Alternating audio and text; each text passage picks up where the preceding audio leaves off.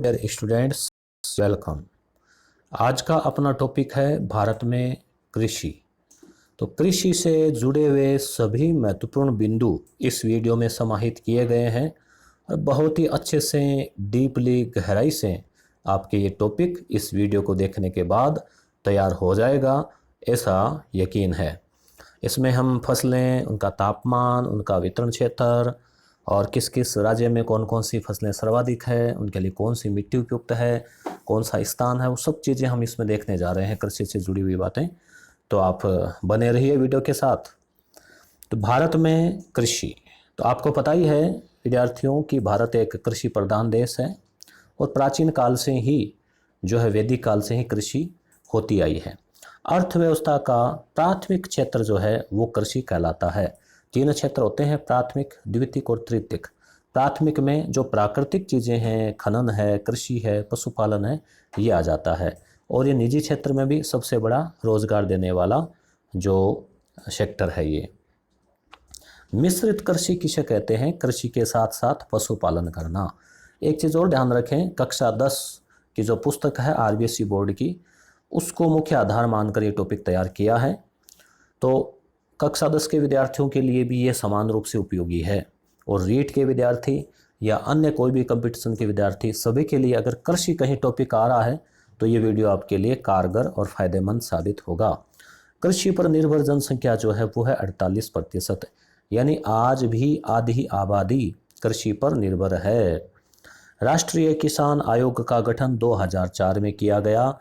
प्रथम अध्यक्ष थे सोमपाल, और सोम वैसे ही जो है वो वनस्पति प्राचीन काल में था, आप नाम याद रखें, ट्रिक से सोम। प्रथम पंचवर्षीय योजना 1951 से 56, इसका जो मुख्य फोकस था वो था कृषि पर बल दिया गया था। दूसरी योजना में था उद्योगों का विकास। कृषि वर्ष जो है वो 1 जुलाई से 30 जून माना जाता है, जैसे वित्तीय वर्ष होता है ना, उस तरह से। कृषि अनुसंधान पर व्यय जो है भारत में काफ़ी कम है, अमेरिका या अन्य देशों के मुकाबले। जीडीपी का 0.3% मात्र।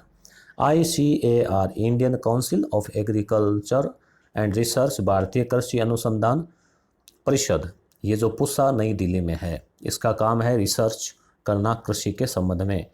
जीडीपी में योगदान की बात करें तो 1950 में 50% योगदान था कृषि का। अब धीरे धीरे कृषि का योगदान कम होता जा रहा है। द्वितीयक यानी विनिर्माण उद्योग और तृतीयक यानी कि सेवा क्षेत्र का जो योगदान है वो बढ़ता जा रहा है। हालांकि यह विकसित अर्थव्यवस्था की और संकेत है और उसका सूचक है। वर्तमान में मात्र 17.5% ही जीडीपी में कृषि का योगदान है। प्राथमिक क्षेत्र का योगदान कृषि का केवल 13 और 17 हो गया प्राथमिक का। तो आप समझ गए होंगे प्राथमिक में और भी जो चीज़ें आ जाती है वो। द्वितीयक यानी औद्योगिक क्षेत्र का 31%, तीसरे क्षेत्र का 53%।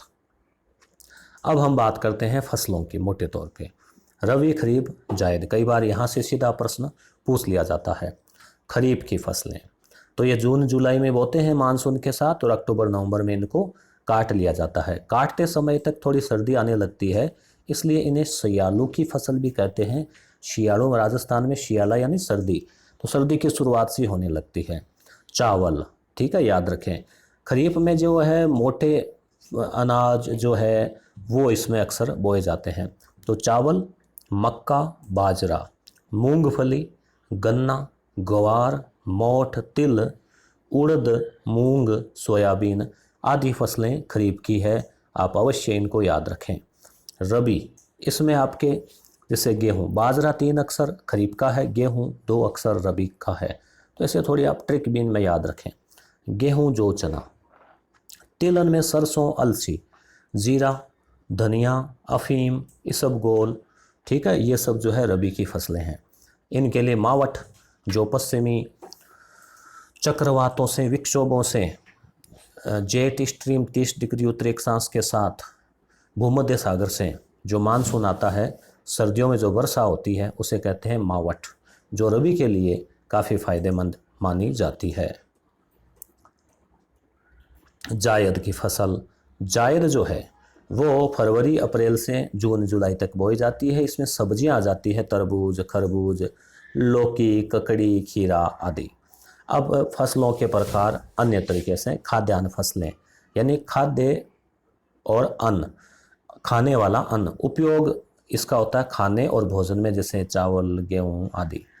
व्यावसायिक या औद्योगिक फसलें, ये मुद्रादायनी फसलें हैं, यानी इनसे मुद्रा, नगद, इसलिए नगदी फसलें भी कहते हैं, जैसे गन्ना, कपास, जूट, तंबाकू, तिलहन।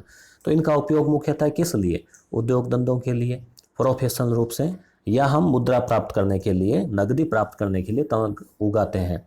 जबकि बाजरा है, गेहूं है, तो इनको अक्सर खाने में भी काफ़ी इस्तेमाल किया जाता है, तो इसलिए ज़्यादातर मतलब यानी अधिकांश उसका खाने में उपयोग होता है, इसलिए वो खाद्यान्न। और ये हो गई व्यावसायिक।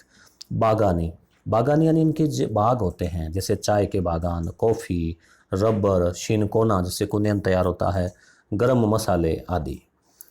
उद्यान, उद्यान और बाग में थोड़ा फ़र्क है। उद्यान में मतलब फल और सब्जियाँ, जैसे बाड़ी वगैरह, बाड़ी की सब्जियाँ। फसलें, अब हम बात करते हैं फसलों की अलग अलग, और इनमें भी कई बार प्रश्न पूछ लिया जाता है।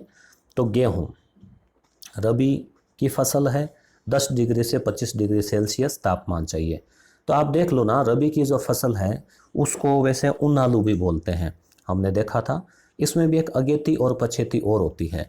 अगर दीपावली से पहले बोली गई तो अगेती, दीपावली के बाद बोई गई तो पछेती। तो सर्दियों में आप तापमान अनुमान लगा सकते हैं कि 10-20 डिग्री लगभग ये तापमान होता है। गर्मियों में 10 डिग्री बढ़ा दो, 35 कर दो। तो ये मोटे तौर पे आपको याद रखना है, बाकी इसमें ज़्यादा आपको गहराई में टेंशन नहीं लेनी। 25 से 75 सेमी वर्षा, यानी ठीक ठाक सी वर्षा, बाजरे से थोड़ी ज़्यादा। दोमट और चिकनी मिट्टी जो नदियों के किनारे या मैदानी इलाके में पाई जाती है। यूपी सबसे ज़्यादा है, फर्स्ट, भारत का 33% यूपी में। Punjab second, Haryana third. राजस्थान में गंगानगर, हनुमानगढ़, पूर्वी मैदानी इलाका, जयपुर, भरतपुर, दक्षिणी राजस्थान आदि। विश्व में चीन फर्स्ट है और भारत का तीसरा स्थान है। भारत में यूपी का पहला स्थान है और राजस्थान में गंगानगर का पहला स्थान है। हरित क्रांति का सर्वाधिक प्रभाव गेहूं पर पड़ा और 1966 में हरित क्रांति हुई, आपको पता होगा, स्वामीनाथन, और तीसरी पंचवर्षीय योजना उस समय चल रही थी। चावल, चावल की बात करें तो चावल जो है वो खरीफ की फसल है। विश्व में फर्स्ट चीन है, सेकंड भारत है। भारत में फर्स्ट पश्चिमी बंगाल, याद रखना आपको, 15%। उसके बाद में आंध्र प्रदेश। राजस्थान में पहला स्थान हनुमानगढ़ जिले का है, खरीफ की फसल है। तापमान, अब आप देख लो जुलाई में क्या तापमान होता है, तो इसके लिए थोड़ा सा कम, यानी राजस्थान के तापमान से तुलना मत करो आप, तो थोड़ा आर्द्र इलाका।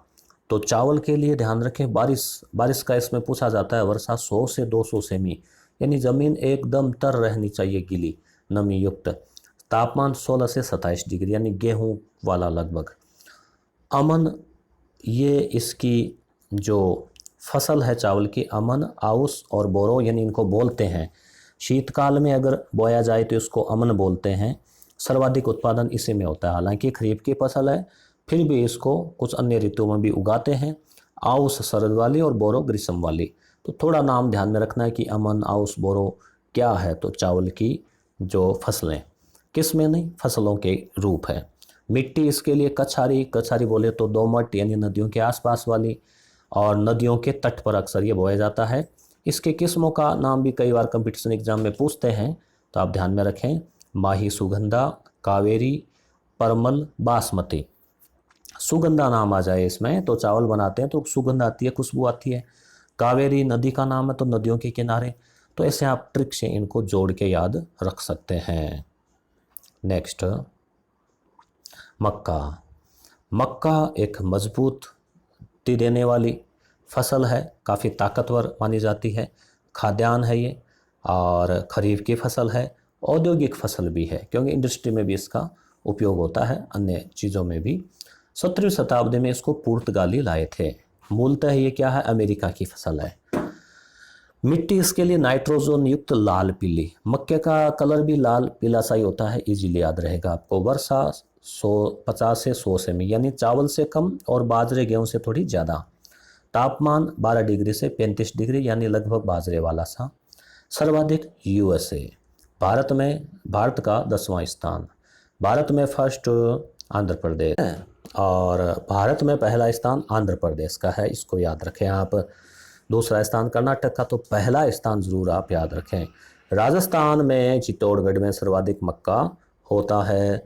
चावल के बाद सेकंड सबसे बड़ी प्रमुख खरीफ की फसल है मक्का। बाजरा, बाजरा अपने राजस्थान में पर्याप्त मात्रा में होता है। ज्वार के बाद बाजरा प्रमुख मोटा अनाज है, इसे मोटे अनाज में गिना जाता है। मिट्टी इसके लिए बलुई रेतीली मिट्टी शीरोजम, जो अपने लगभग पश्चिमी राजस्थान में पाई जाती है। हालांकि दूसरी मिट्टी में भी हो सकता है ये, मगर इसमें ये आराम से हो जाता है। वर्षा 50 सेमी तक, कम भी होती है तो भी काम चला लेता है। तापमान 25 से 35 डिग्री, आपको लगभग अनुमान ले लो आप, जुलाई अगस्त सितंबर वाला तापमान। सर्वाधिक तापमान सर्वाधिक जो होता है राजस्थान में, फिर उससे कम महाराष्ट्र, उससे कम गुजरात। तो ये 3 बड़े राज्य हैं।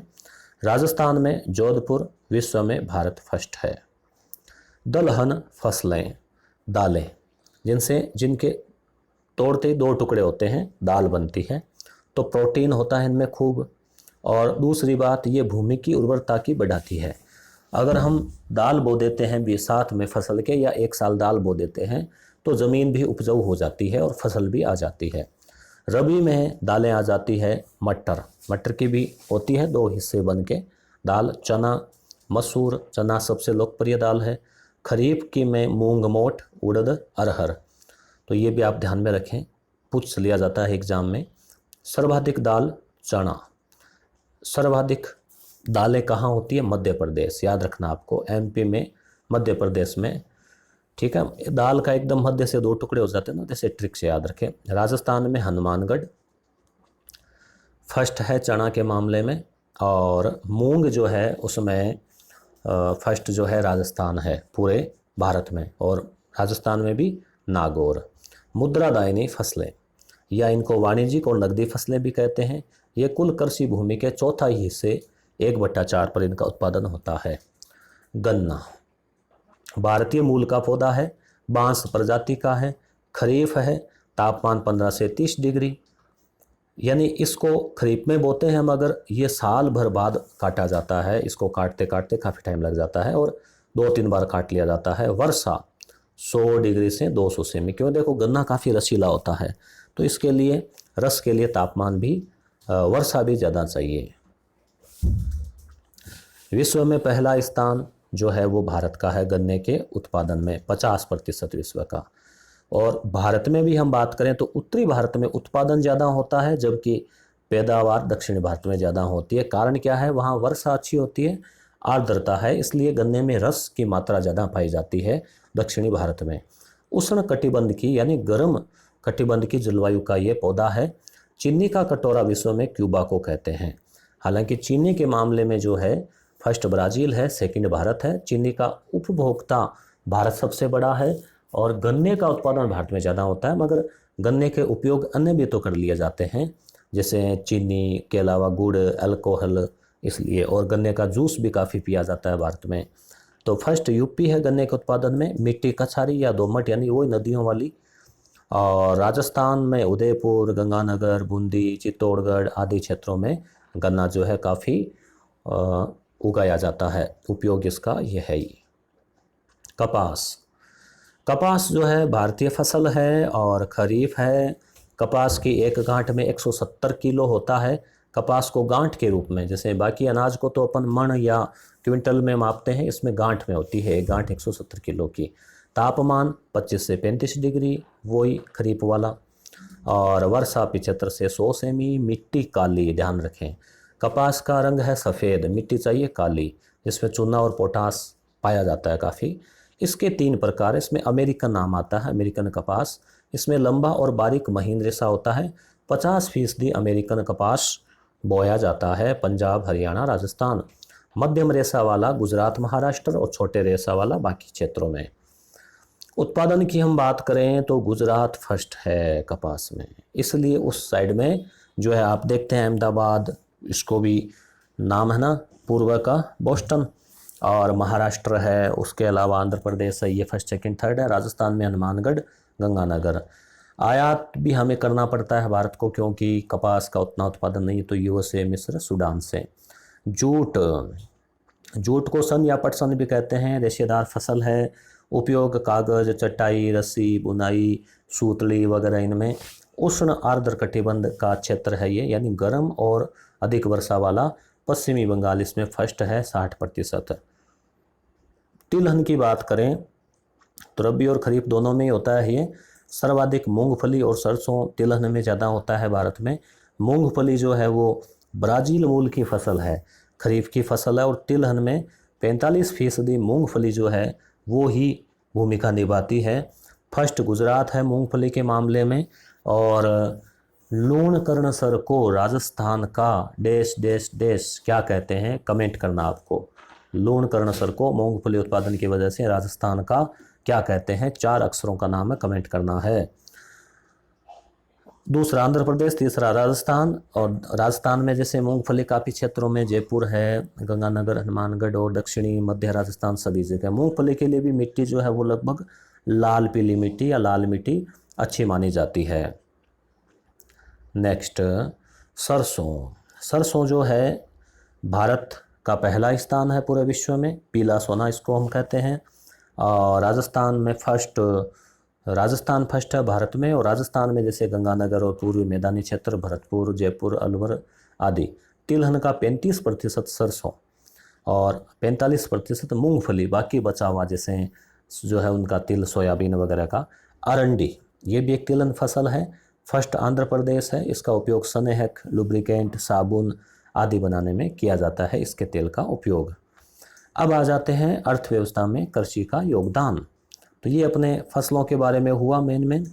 रोजगार 55% आबादी, जीडीपी में योगदान 15% 2015-16 में, 2011 की कीमतों के आधार पे।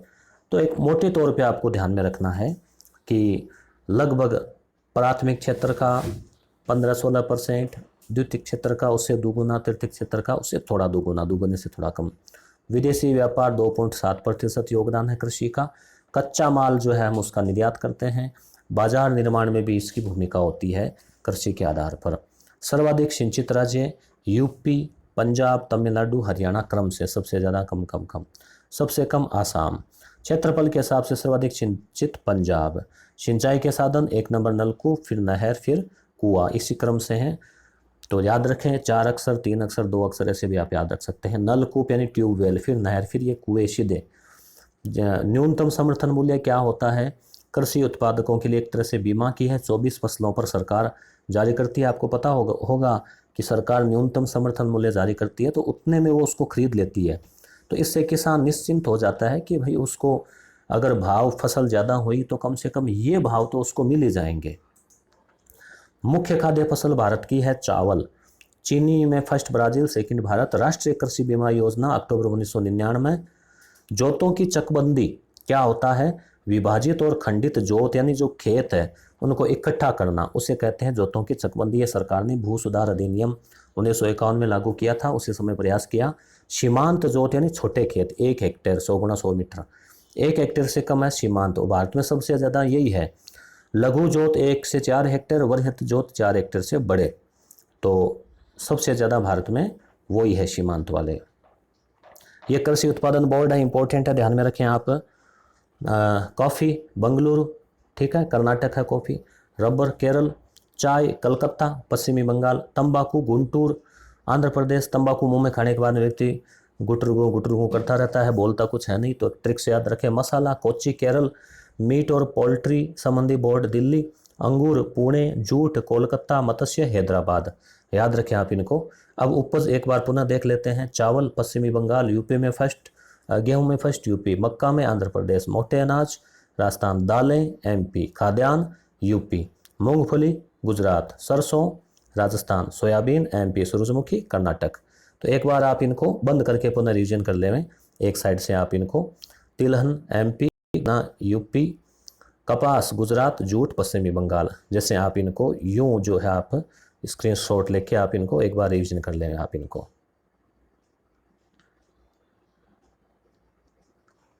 तो वीडियो अच्छा लगा होगा। तो ठीक है दोस्तों, अगले वीडियो में आपसे मिलते हैं पुनः। और